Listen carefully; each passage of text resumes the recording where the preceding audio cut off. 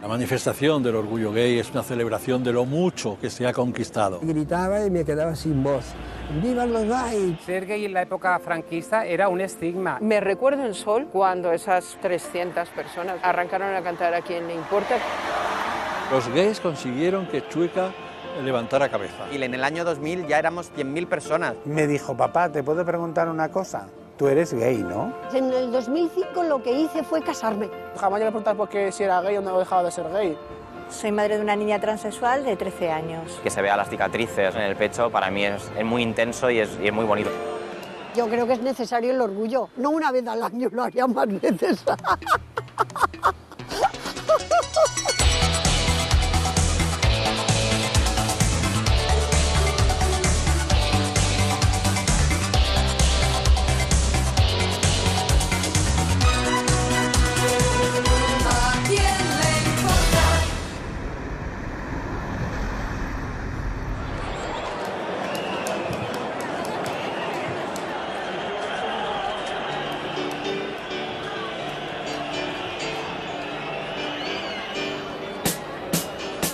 El 26 de junio de 1977 arranca por primera vez en España una manifestación en defensa del colectivo LGTB.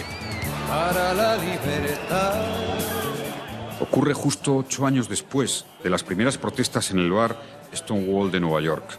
4.000 personas se reunieron en Barcelona para hacer un recorrido histórico de apenas 1.500 metros, justo la distancia que separa el actual Museo Marítimo y la Plaza de Cataluña. Un recorrido corto, pero muy difícil y arriesgado. Para la libertad, siento más corazones. La primera manifestación del orgullo gay, que fue en Barcelona, fue en 1977. Se pedía igualdad, se pedía respeto y se pedía libertad. Yo participé en la manifestación en 1977, el 28 de junio. Era una manifestación muy transversal. Había absolutamente de todo. Gays, lesbianas, heterosexuales, feministas. En total unas 4.000 personas más o menos participaron. Los eslóganes que se gritaban pues estaban relacionados con la derogación de la ley de peligrosidad social. Se podían leer pancartas como somos maricones, somos personas. Yo tenía 44 años aproximadamente, ahora no estoy muy bello, ¿no? Pero me acuerdo que fue tan grande que gritaba y me quedaba sin voz. ¡Vivan los gays! Muchos nos aplaudían, pero había muchos más que decían desvergonzados, no sé qué, contra Dios, esto es ante la religión. Había de todo. Por aquel entonces trabajaba en Barcelona de noche. Y nos juntamos un grupo de gente artista, gente que trabajamos en el espectáculo, y nos unimos a la manifestación. Bueno, no llegamos a la Plaza Cataluña porque la gente nos silbaba, nos pitaba, nos insultaba, había quien nos apoyaba, había quien se unían a nuestra reivindicación. Y luego de la calle Conde de Asalto, donde había una comisaría, empezaron a salir policías de grises para que nos dispersáramos. Sacaron las porras, todas empezamos a correr. Una que tenía el pecho operado, la dieron un golpe y la reventaron el pecho de silicona, así. Y también a que llevaban un hombre en hombros, otro que iba con el pantalón bajado. Me impactó porque, claro, ver eso en desnudo en medio de la calle, pero sigue la marcha. Hubo un detenido que se llama Oriol Martí, que lo ingresaron en prisión, lo torturaron también, parece ser, y después hubo algunos heridos graves, aunque ya digo que no lo viví en primera persona, sino que nos enteramos posteriormente. No terminé la manifestación porque meses antes había recibido un golpe con una porra eléctrica por parte de unos secretas. Me dieron en la oreja y me dejaron cao durante tiempo. Y bueno, ya cuando vi que había problemas y demás, pues ya me fui. Y los periódicos entonces eran muy poco respetuosos, eran muy hostiles, eran muy crueles, muy burlones, a veces rozaban el insulto. Por ejemplo, en los sitios de Gerona, la manifestación del 77 en Barcelona la definieron como show exclusivamente, ¿no? En La Vanguardia, el año siguiente, recogieron la manifestación de las Ramblas y la pusieron en una página insólita junto a los obituarios. En aquel momento, en el año 77, estás en la manifestación y no sabes tampoco la repercusión que esto va a tener, ¿no? Se expandió esta ola de libertad y al año siguiente, en el 78, en Madrid se hizo una manifestación similar que dio inicio al Orgullo de Madrid.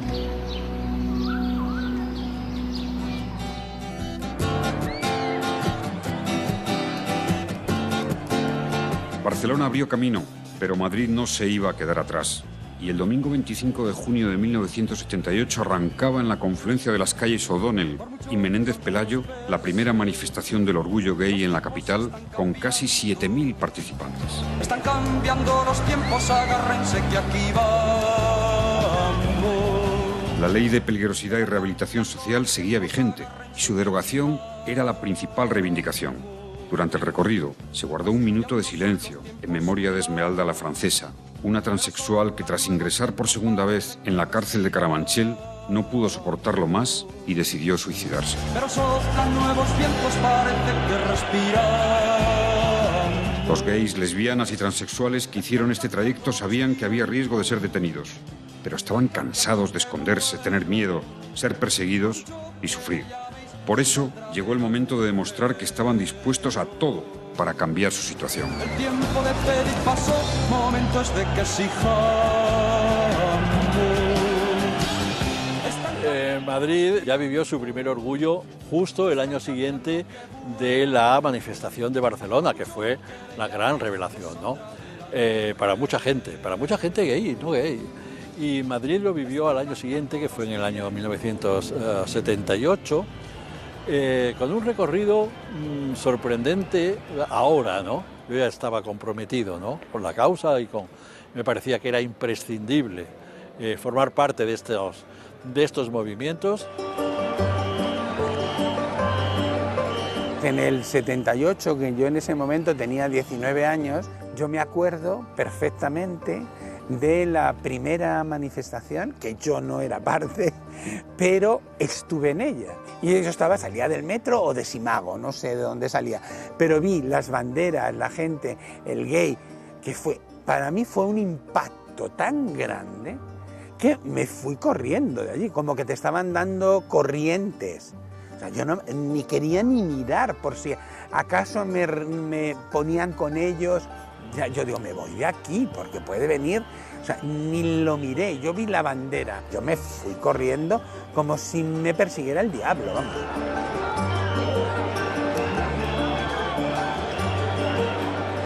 Entonces, bueno, pues en ese momento te aplicaba la ley de peligrosidad social también por estar en la calle. Aquellas manifestaciones fueron producto también de la desesperación de la gente. En esa época de la transición todavía estaba en vigor la ley de peligrosidad y rehabilitación, que es la ley que sustituyó a la ley de vagos y maleantes. La ley social represiva por antonomasia. Se podía llegar a los 5 años de cárcel, a 5 años de internamiento, en cárceles especializadas en gays, es decir, había una especie de campo de concentración terrible en Fuerteventura, en Canarias, y había 2 cárceles, una en Huelva y otra en Badajoz, dedicadas especialmente a encerrar a los homosexuales. En una era solo para los, era curioso, ¿no?, uno para los activos y otro para los pasivos, para que no se lo pasaran bien, supongo, no sé con qué mentalidad. Incluso en las cárceles de carácter general había una sección aparte para los homosexuales. La primera vez que me detuvieron tenía 15 años. Yo nunca había pisado una comisaría. Cárcel de papel. Entonces yo salgo de trabajar, iba a coger la calle Montera y no llegué a la Puerta del Sol, porque mi turno era de tarde-noche, entonces iba a coger el metro en la Puerta del Sol. No llegué, se acercaron dos señores muy bien vestidos, con gafas, me dijeron qué hacía por ahí, que qué hacía moviendo el culito, que aquí hacía tan jovencito saliendo por la noche, que si iba a buscar plan, que si era un maricón, un sarasa. Y les dije, pues están ustedes muy equivocados. Nada más fue decirle eso, uno de ellos me dio una bofetada que estuve dando vueltas como un trompo. Me tomaron las huellas y me hicieron las fotografías de rigor. O sea que ya estaba fichado. Yo digo, ¿para qué me hacen las fotos? No, esto es para tener porque tú eres un peligroso social, eres un vago y maleante. Es lo que te decían, digo, yo no soy ningún vago ni maleante. Pues otra bofetada por contestar. Tuve la mala suerte de encontrarme un tal Billy el niño. Pues me lo topé por las escaleras. Billy el niño es uno que estuvo hasta el final, ese era el que se dedicaba a pegar a las mujeres, a pegar a los homosexuales, a pegar a los chaperos, a pegar a los carteristas del 3 al 4, a los que no les gustaba. Me cogió de la pechera de la camisa, me subió hacia arriba, me levantó y me dijo, la próxima vez te vas a ver las caras conmigo. Y me tiró y me caí por las escaleras rodando. Nos metieron a todos en una lechera, a los que cabíamos, 10 o 12, se llamaban lecheras antes, eran grises. Y de ahí se me ocurrió, yo inocentemente, se me ocurrió preguntarle a uno que iba a mi lado, dice, ¿dónde nos llevan? Dice, nada, nos llevan a dar una vuelta y ya nos sueltan. Digo, mira, mejor, inocente de mí, o sea, más tonto no lo pare una madre. Entonces, ¿a dónde fuimos? A la cárcel de Carabanchel. Había tres galerías, la cuarta, la quinta y la tercera. En la quinta era lo que supuestamente éramos menos peligrosos. Los gays, los transexuales, los afeminados, los mariquitas, todo, ahí estamos todos arrebujados. Allí te dan un colchón viejo y mugroso, un plato de lata, un vaso de lata y una cuchara de lata. Un día estábamos en el patio y me viene un funcionario, me nombra, dice, tienes visita. Yo, cuando se abrió la puerta de enfrente, a la que vi aparecer fue a mi madre y a mis 3 hermanos. A mí se me vino el mundo abajo, yo me quería morir en ese momento. Digo, ¿qué hacéis aquí? Mi madre llorando ¿qué has hecho, hijo? ¿Por qué estás aquí? Digo, mamá, no lo sé, yo estaba trabajando, mamá. O sea, yo ver a mi madre, que todavía llevaba el luto de mi padre, y mis 3 hermanos, y a mí se me cayó el alma al suelo. Con la aplicación de la ley de peligrosidad social hubo unos 5.000 represaliados, la mayoría gays, y unas pocas lesbianas, no muchas, pero algunas sí. Bueno, en aquella época el ser lesbiana pasaba más desapercibido. 2 mujeres de la mano pues no llamaban tanto la atención como 2 hombres que se dieran un beso, ¿no? Y ahora están pidiendo una indemnización por haber tenido que pasar por la cárcel por culpa de esta ley. Con los 4 veces que yo he entrado en la cárcel de 15 días cada vez, a mí me dan 4.000 euros. Con eso se zanja todo y te callan la boca. Sale muy barato meter en la cárcel a la gente. Quiero un perdón del Estado. Quiero un perdón. Menos mal que a mí, por suerte, dentro de las cosas que puedo dar gracias, como es el que no me violaron, ni me pegaron, ni nada, no me dieran electrochoc como a muchas personas en esa época se las llevaban y no volvían a aparecer nunca más por Carabanchel porque los habían matado de los electrochocs, de las descargas eléctricas para curar la homosexualidad. Eso era la actitud social, política y del régimen contra los homosexuales, ¿no? Había incluso algunas clínicas de psiquiatras eminentes que aplicaban técnicas aversivas a los homosexuales porque los llevaban las familias o porque los llevaban desde las cárceles. Yo estaba tan agobiado de la vida de homosexual que llegué hasta medicarme para curar mi homosexualidad. Y como no lo conseguía, hice cosas peores. Desde luego que la represión no era fácil, porque la teníamos siempre. Incluso por la calle no nos podíamos poner la mano encima del otro compañero o amigo, porque la gente ya te miraba. Y entonces los sitios de encontrarnos eran peligrosos. En estos sitios siempre había pareja de coches con la policía y tenías miedo a que vinieran a cogerte. Y entonces esto te obligaba a decir, pues esta vida no me gusta, si me casara. A mí nunca me detuvieron, si me detuvieron con mi carnet veían que yo no tenía ninguna mancha de nada, estaba trabajando honradamente como cualquier obrero español. Pero habían amigos míos que habían recibido palizas por denuncias o porque les habían visto infraganti, a lo mejor en la vía pública.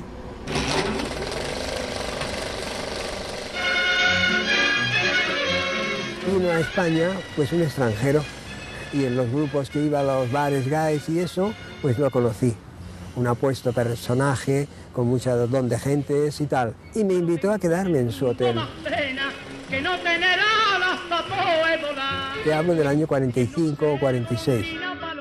La policía los tenía a todos controlados, ¿eh? Y yo ese día me quedé en el hotel, comí allí, cené allí, y bueno, el hotel este era para mí en la gloria. Entonces, como firmé, porque tenía mi carnet de identidad, quedé allí fichado. Claro, al día siguiente me levanto, como en el hotel, desayuno, y bueno, me voy para casa porque este señor pues se iba ya para Alemania. Me llaman en comisaría, que me tengo que presentar. Claro, ¿qué ha pasado? Me dicen, usted es Juan Velasco. Dice, ¿usted me puede decir qué hacía usted con un extranjero? ¿Usted qué hacía allí? Y dije, mire, en mi casa nos comen los chinches. Aquello era horrible, era un infierno. Y cuando me vi con aquello, en aquellas sábanas limpias que no las había conocido en mi vida, digo, no me detuve si era maricón o no era maricón. Si eso es maricón, lo soy. Fue muy fuerte, pero el tío dijo, bueno, no tenemos nada más que hacer. No me detuvieron, no me pegaron, no me insultaron. Qué terrible esto. Esto fue muy fuerte y me marcó. Hay una persecución gay clarísima en general. Y hay una crueldad gay contra los gays en general. Ser gay en la época franquista era un estigma, era lo peor que te podía pasar. Era preferible ser prostituta o ser un chapero o ser un carterista del 3 al 4. Era lo peor.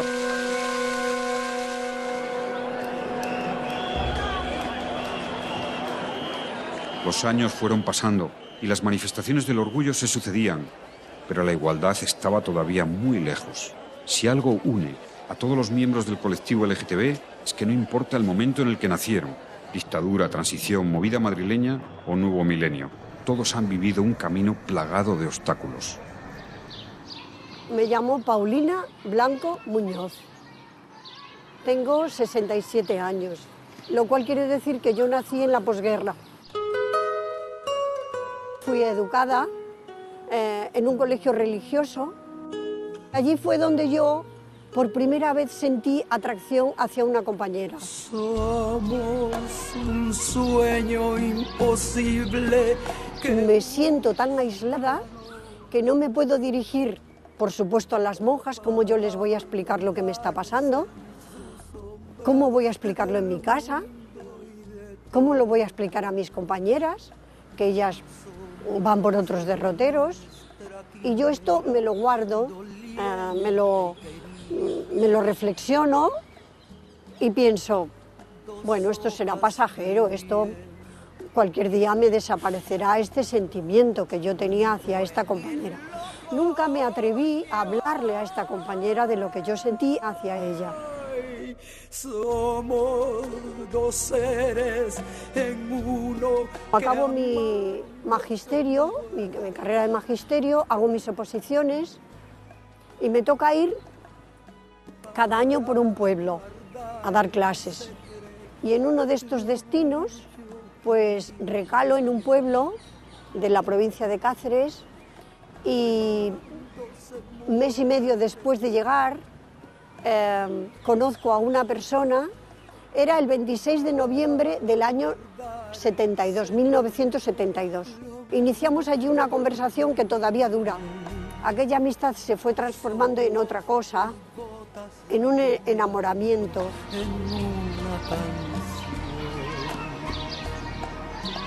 Nosotras no sabíamos que la homosexualidad era ilegal, que estaba perseguida por la ley, que estaba penada por la ley. No lo sabíamos. Lo que sí sabíamos es que estaba mal vista en la sociedad, mal vista en la iglesia, mal vista en la familia, mal vista en las amistades, mal vista en el trabajo. Yo tenía una zozobra interior tan grande que un día decidí pues ir a un psiquiatra. Su recomendación fue, bueno, no se preocupe porque esto tiene solución. Le podemos aplicar electroshocks y esto pues cambiará. Cuando el psiquiatra me recomendó esto, yo pensé, no me parece que yo sea una persona que tenga que seguir un tratamiento de electroshock. La familia lo veía mal y lo sigue viendo mal. No es que lo veía, es que lo sigue viendo mal. Mi madre me desheredó. En realidad ella no me echó de casa, sino que me tuve que salir yo porque con 33 años decidí que era la hora de hacer mi vida, de vivir con Encarnita y de vivir nuestra historia de amor en plenitud. En el 2005 lo que hice fue casarme. ¿Qué te parece? Cosa que ni por lo más remoto, cuando yo me enamoré de Encarnita, hubiera imaginado. Vamos, casarse dos mujeres, estaría yo loca para pensar aquello. Estaba loca para enamorarme, pero habría estado más loca si hubiera pensado que un día nos podríamos casar. Yo creo que sí que soy valiente, porque el hecho de ser quien soy y haber llegado hasta aquí, soy valiente.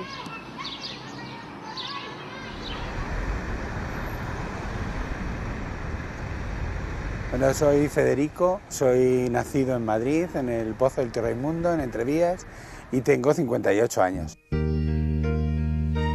Yo me acuerdo en mi barrio, en Entrevías, no me dejaban jugar al fútbol porque decían que me tenía que quitar primero los tacones. De mi manera de ser. Cuando ya tenía 17 años, ya harto de que todo el mundo se metiera contigo, que todo el mundo no te respetara, ¿no? Que fueras una cosa, cogí, digo, yo me tengo que ir de casa, yo no puedo seguir aquí. De mi verdadera vida.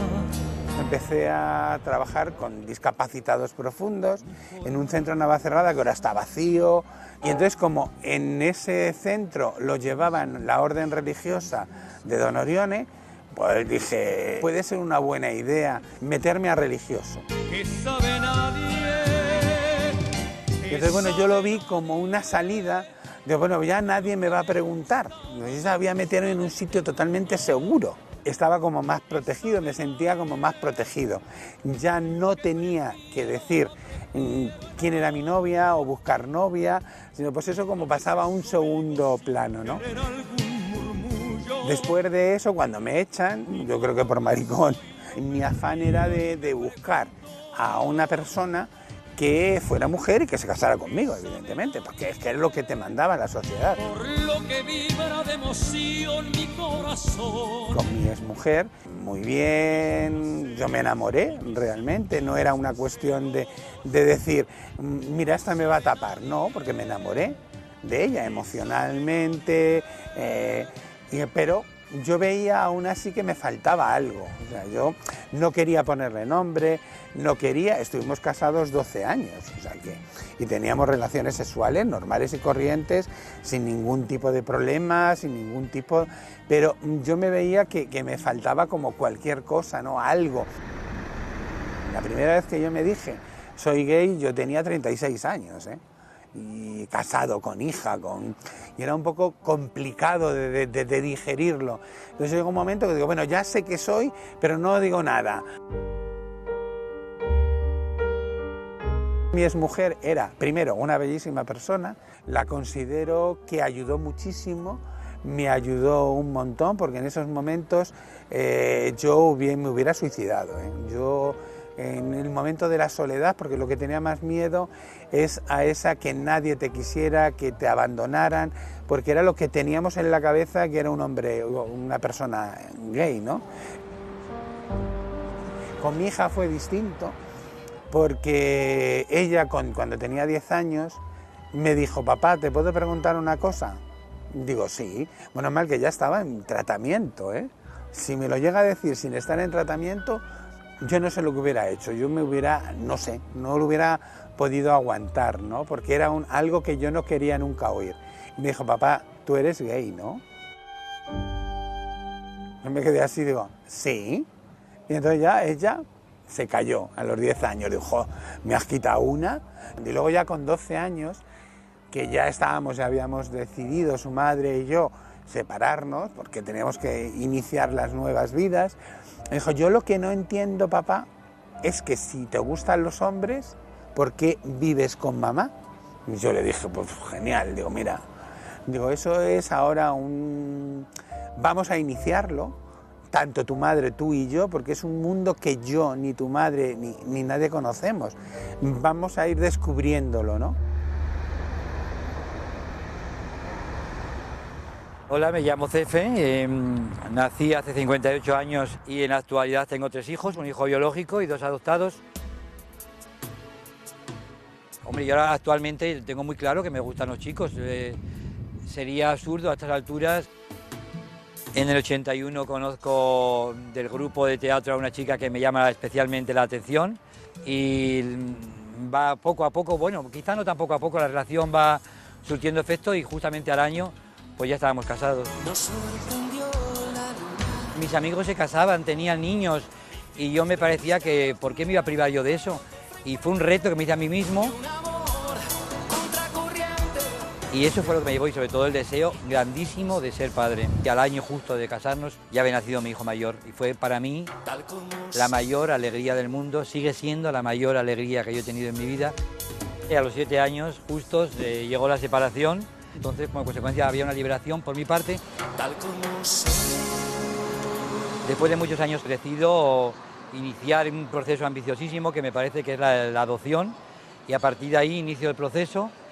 Con mucho sacrificio, con mucho esfuerzo, pero al final la adopción se lleva a cabo con satisfacción.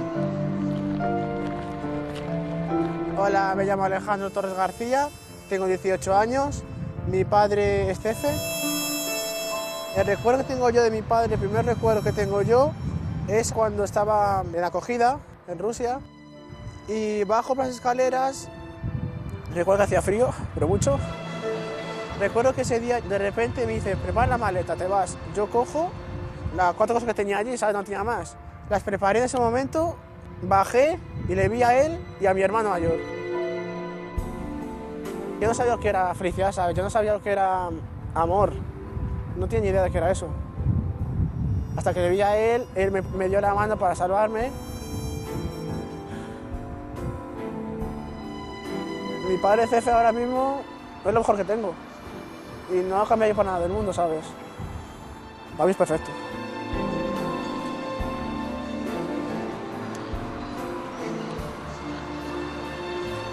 A mi padre debo todo ahora mismo, todo. Desde que me acogió hasta ahora mismo.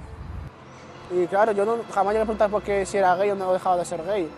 Si he estado con un chico, yo lo veía totalmente normal, no tenía ningún problema por eso.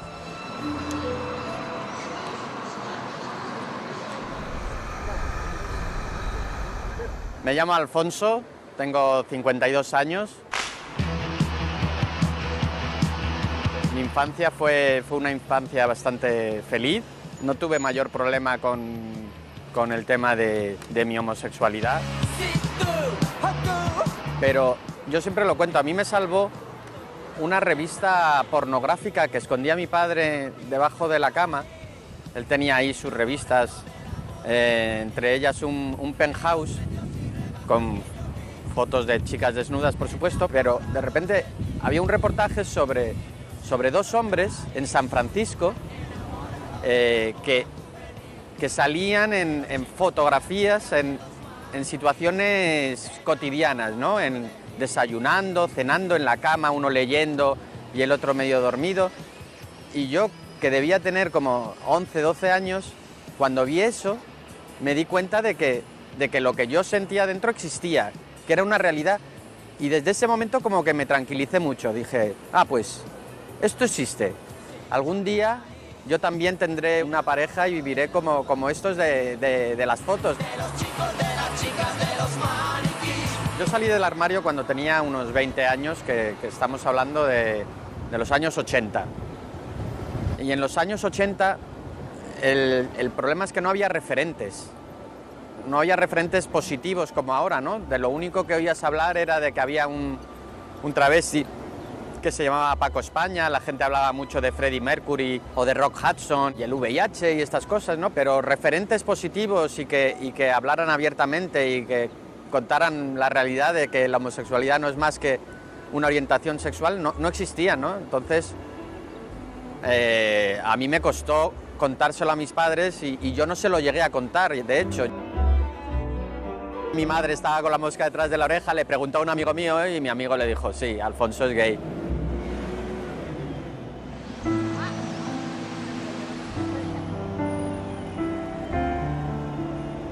Bueno, yo soy Leo, tengo 24 años y soy de San Blas. Pues yo soy el mayor de 3 hermanos y bueno, yo al nacer, en base a esos genitales con los que nací, al nacer con vulva, pues se pensó, ¿no? Todo el mundo asumió, mi familia, etcétera, que yo era una chica, ¿no? Entonces, ya desde un primer momento se me puso ese nombre de chica, se me hablaba en femenino y se esperaba que yo era una niña, ¿no? Los valientes son los que son de verdad. Desde muy pequeño me daba cuenta de que yo no era una chica, pero claro, tampoco sabía que realmente podía ser un chico. Mi familia ya desde muy pequeño se daba cuenta de que algo pasaba, ¿no? Quería llevar el pelo corto, yo quería llevar esa ropa que se considera de chico. Mi madre sí que me preguntaba, ¿no? Pensaba que quizá era una cuestión de mi orientación sexual y me preguntaba en la adolescencia que si me gustaban las chicas, ¿no? Es mirarme ahora a la cara y ser quien soy.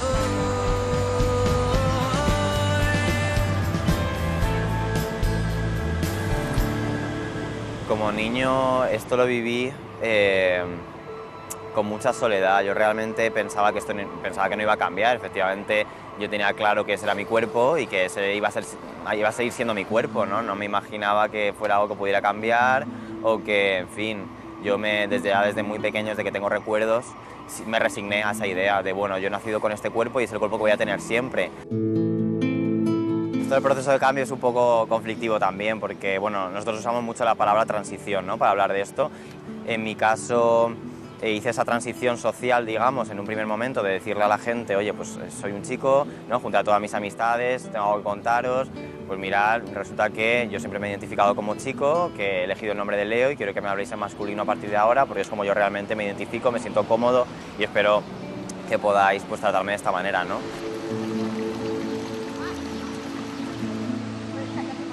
El tema del cuerpo era algo a lo que yo le daba vueltas también. A mí me parecía un tema muy serio, lo de las hormonas, sabía que era ya de investigar, que era algo de por vida. Me atraía mucho y anhelaba mucho esos cambios físicos, porque sí tenía ese malestar con mi cuerpo y sí deseaba, sentía que tenía esa necesidad de esos cambios físicos, pero fue algo que me tomé con calma. Ya una vez empecé con las hormonas y empecé a sentirme a gusto, empecé a ver cómo iba cambiando mi cuerpo, fue fantástico, ¿no? Fue al revés de disfrutar, de disfrutarme y de disfrutarlo y muy bonito.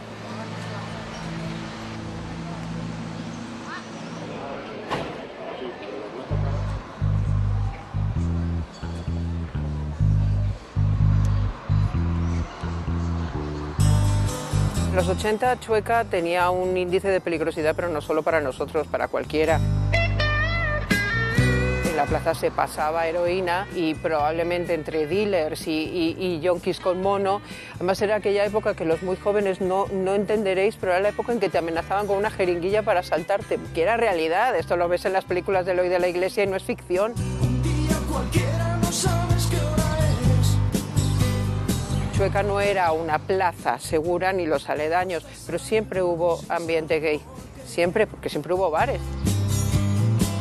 Yo conocí Chueca, bueno, ahora es como si fuera el barrio de Salamanca.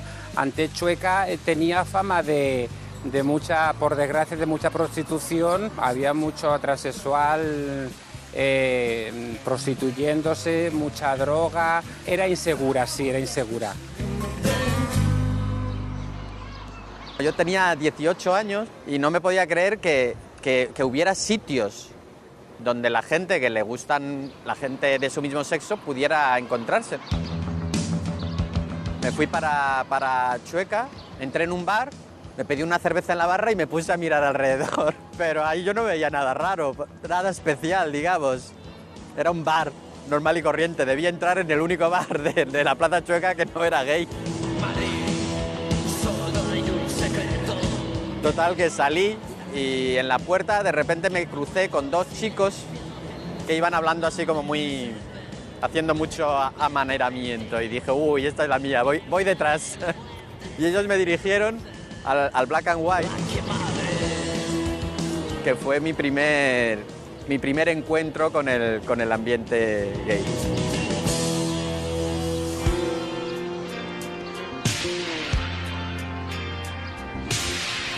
Allá donde se cruzan los caminos. Y yo creo que ha sido, de verdad, Chueca uno de los grandes fenómenos de esta ciudad, de la ciudad de Madrid, en los últimos 20 años. Los gays consiguieron que Chueca levantara cabeza. Pongamos que hablo de Madrid. Esa explosión de libertad de Chueca y la celebración de los orgullos, hay una relación inmediata y clarísima, ¿no? Si tú podías vivir en libertad en un espacio de la ciudad, en una zona de la ciudad, tú también podías manifestarte y podías ir conquistando otros espacios de la ciudad. Y así se conquistó la Gran Vía. Así se conquistó la Gran Vía, que no es exactamente Chueca, pero que se incorporó a Chueca, sobre todo en los días del orgullo gay, ¿no?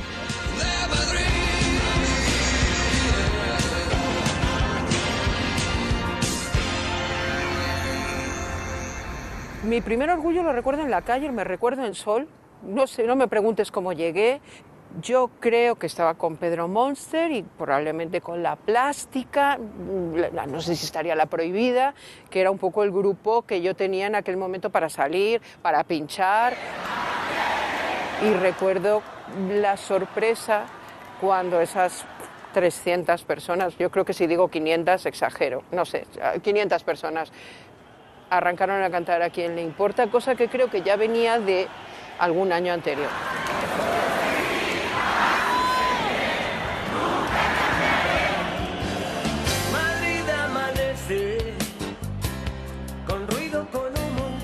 Fuimos varios amigos a ese primer orgullo que debió ser en el año 95.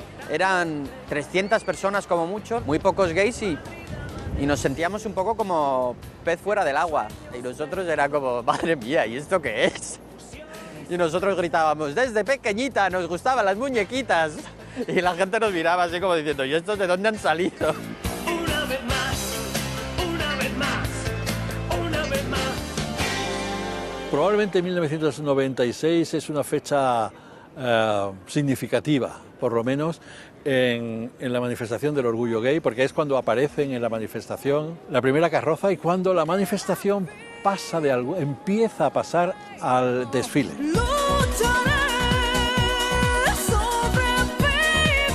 Esa primera carroza que salió en el orgullo, que era un camión que le alquilamos al vecino del almacén que vivía debajo de nuestra casa, que era un almacén de construcción, y un día yo le llego y le digo, oye, ¿tú me alquilarías el camión para llevarlo ahí a una manifestación, una fiesta que vamos a hacer?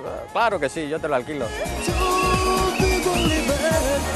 A partir de ahí empezamos a hablar con las asociaciones, conocemos a Pedro Cerolo, que fue el gran impulsor, digamos, de que asociaciones y empresarios nos uniéramos para organizar un orgullo como ya había en Nueva York, como ya había en San Francisco o en Sydney, ¿no? Yo como canario reivindico un carnaval para Madrid y este año le hemos dado a la marcha que ahora iniciamos un carácter lúdico.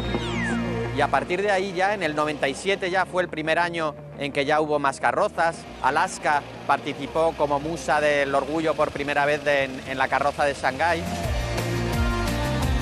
Pues no me pareció una marcianada que Alfonso me planteara que iba a haber carrozas y que si yo quería subir a una de las carrozas, lo sentí como natural, no sé ahora mismo cómo decirlo. Y ahí nos fuimos con las carrozas, con un trono que subíamos de forma totalmente casera. Le montamos una carroza, le pusimos un trono y unos chulos alrededor para que ella estuviera así como eso, de lo que era, de reina del orgullo. Yo ahora mismo tengo mezcladas los orgullos, las carrozas, lo que llevaba puesto, pero era todo muy casero, donde yo creo que lo que importaba era la intención.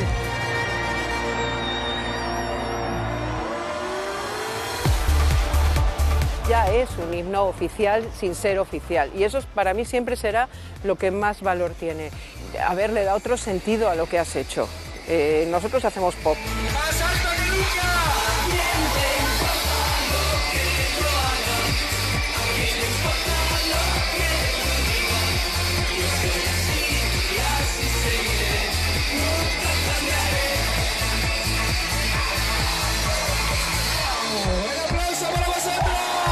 Esa canción nace además de un enorme guiño a lo que se estaba haciendo en el ambiente gay en música a mediados de los 80, en que se hablaba de It's Raining Men, el High Energy, eran todo claves y esa canción nace con esa vocación, pero sin pensar jamás que pudiera llegar a eso. Fue una canción que además ya había tenido su éxito en su momento y yo creo que ya había tenido su recorrido, ¿no? Y se convirtió en otra cosa y siempre es muy emocionante, sobre todo por el lado no planificado. Cuando estas cosas no se planifican y ocurren, tienen yo creo que una profundidad que a mí al menos me sigue impresionando. A partir del segundo o tercer año ya vimos que esto era imparable, porque crecía en número exponencialmente, de 25.000 a 50.000. En el año 2000 ya éramos 100.000 personas. Entonces, claro, algo que tú empiezas de pequeñito y que de repente se convierte en la mayor fiesta, en la mayor celebración que tiene lugar en Madrid, pues es otro motivo de orgullo, ¿no? El primer año con Mario fue el 99. Para yo estar conectada con Mario fue el primer año que yo tuve móvil. Y entonces me recuerdo en la carroza hablando por el móvil con Mario. También me recuerdo que colapsé y que me desmayé en la carroza y vomité, estas cosas entrando en sol además, y luego no pude actuar en Chueca por la noche. El recorrido se mantuvo durante muchos años, que era desde la Puerta de Alcalá, primero hasta Sol, y luego ya se amplió hasta Plaza de España. Y cuando dabas la vuelta a la Puerta de Alcalá y veías toda la calle Alcalá y el principio de Gran Vía lleno de gente, era una visión maravillosa que siempre guardaré en la retina.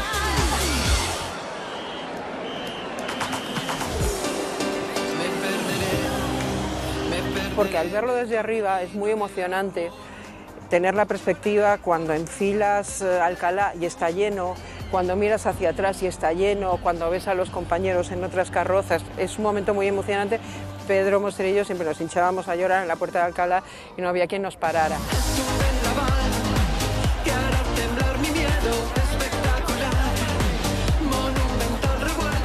Mi recuerdo también es fantástico de pasar por las terrazas con mi madre, mi suegra, la abuela de Mario, todas esperando para vernos, participando, con los amigos que se sentaban con ellas. Eso es mi gran recuerdo del orgullo.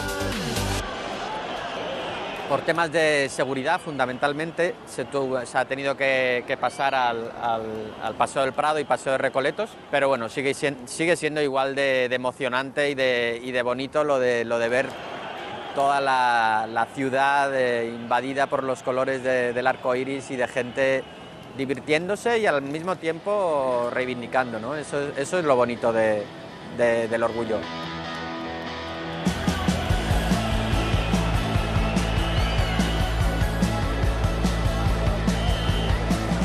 Para mí la expresión de lo que ha sido el orgullo en Madrid en estos años y que seguramente es lo que va a culminar con el World Pride es el reflejo del respeto, de la convivencia y de que no hay que ser dogmático.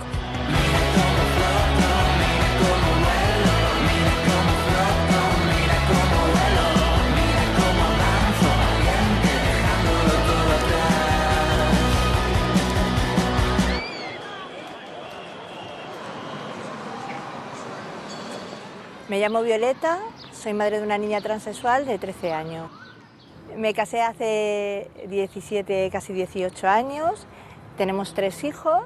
Cuando nació el mayor estábamos muy ilusionados y estábamos deseando luego, cuando nació la niña, que tuviera un hermanito para jugar, ¿no?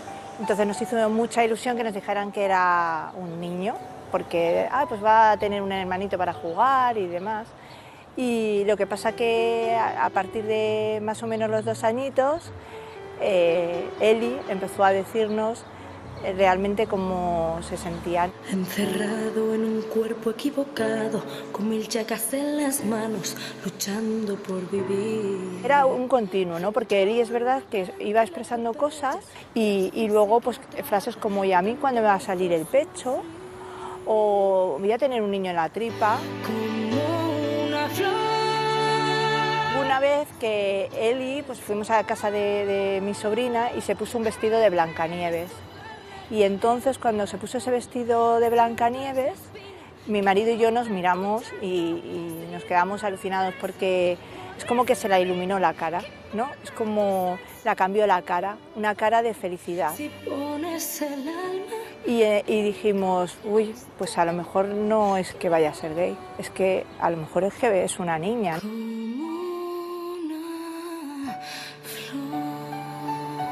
Decidimos ir al médico, nos mandan a salud mental y entonces en salud mental nos encontramos con una psiquiatra que fue una barbaridad y lo que nos decía es que los niños no se vestían con vestidos de princesa y las niñas no se vestían de piratas y que los niños no jugaban con muñecas y las niñas no jugaban con balones ni camiones. Yo, con mi sentimiento de culpa, pensando que estaba haciendo algo para fomentar esto, lo que hice fue cortarla el pelo. Y cuando salió me dijo, mamá, las niñas también llevan el pelo corto, ¿no? Y claro, dije, no puedo volver a hacer esto. O sea, no puedo hacerla daño solamente porque una profesional que no sepa de este tema me esté diciendo algo erróneo. Entonces yo tengo que buscar a alguien que realmente sepa de este tema. Con más o menos 6 años ya decidimos que esto no se podía alargar más. Entonces se hizo el tránsito unas navidades, el profesor dijo, puso en la pizarra el nombre de Eli, dijo desde ahora Eli se va a llamar Eli y la vamos a tratar como una chica, porque sus padres se equivocaron y resulta que era una chica y ya está. Y entonces desde ese momento se la empezó a tratar como una chica, los niños son una maravilla, corregían a sus padres.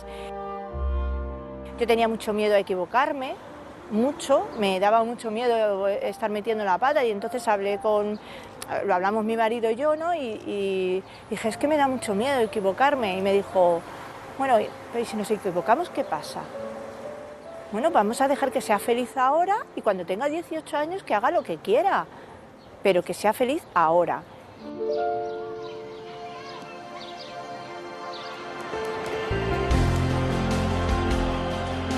Mi orgullo más emocionante fue el del año pasado, porque ya íbamos con la ley aprobada, la ley de identidad de género en Madrid, que incluía a los menores. Para mí era muy importante y entonces era un orgullo en el que estábamos muy felices.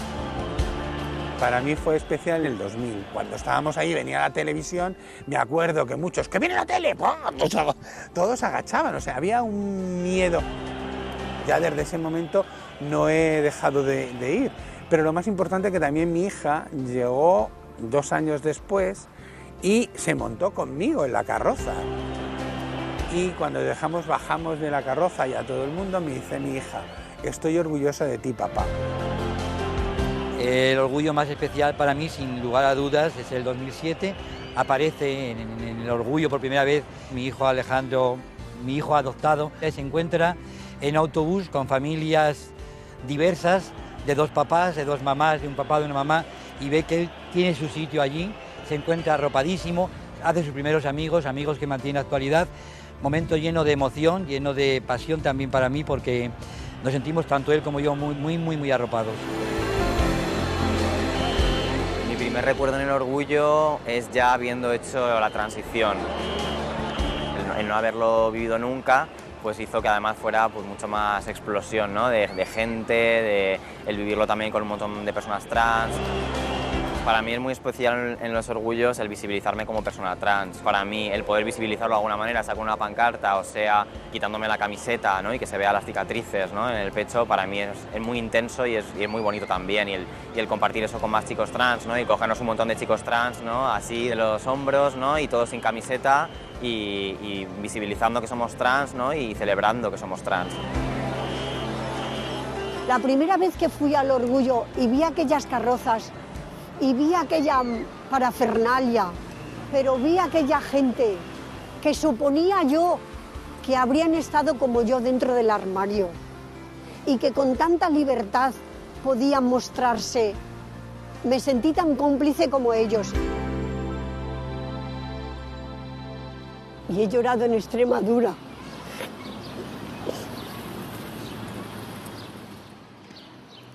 Cuando se aprobó la ley, en el año 2015, que fuimos invitadas por el Parlamento, porque por primera vez nuestros nombres se leyeron en el Parlamento y yo sentía vergüenza.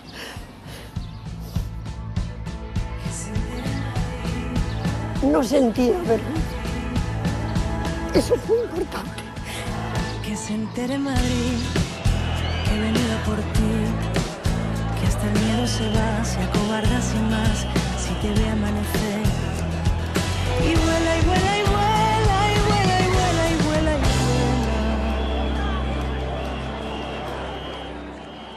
Es verdad que las manifestaciones del orgullo gay siempre han tenido un lado jubiloso, divertido, y eso está muy bien. Pero no se puede quedar solo en eso. Ni los periódicos teóricamente más progres y más modernos nos han reconocido nunca. Lo digo porque guardo de cada año la hemeroteca. Siempre, de verdad, creo que intentando degradar.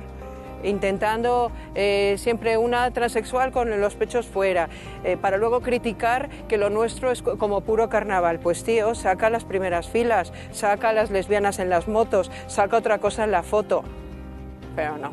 El año pasado que por primera vez Telemadrid hizo una cobertura bastante intensa sobre todo lo que pasaba en el orgullo, mi madre que lo vio dijo, oye, este año me ha gustado mucho más la imagen que daba, se veía todo como mucho más normal. Digo, ya mamá, pero es que tú lo que veías antes era lo que sacaban los medios, que no era todo el orgullo así. Siempre tendremos algo que reivindicar y algo que celebrar.